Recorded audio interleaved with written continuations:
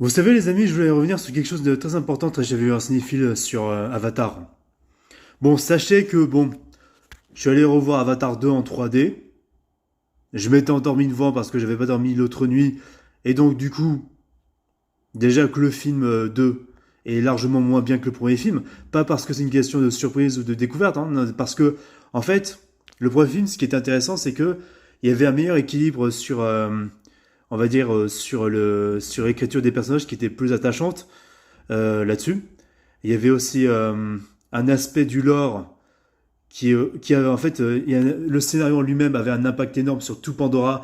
Le fait que Jake Sully recrute tous les peuples Navi qui vont affronter les humains, tout ça, ça c'était vachement intéressant. Le fait aussi que voilà, il y a cette découverte du personnage, enfin quand je disais découverte, enfin quand je dis découverte, c'est cette idée d'évolution de Jake Sully, voilà, qui en a rien à foutre à la base, qui quand on voit la version longue d'Avatar 1, il est dans son coin paumé, machin sur Terre.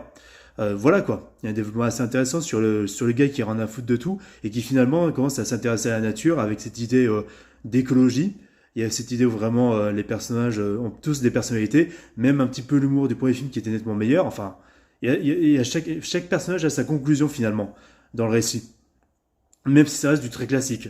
Alors qu'Avatar 2, on se concentre sur les gamins dont on n'a rien à foutre, alors que le vrai héros de base c'est Jack Sully et Neytiri, enfin surtout Jack Sully.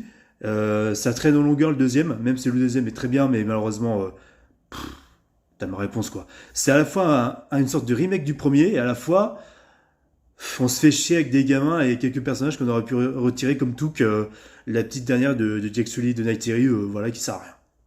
Il y a aussi quelques coupures un peu trop nettes, c'est-à-dire les poissons volants avec les navis de l'eau, voilà, qui disparaissent d'un coup.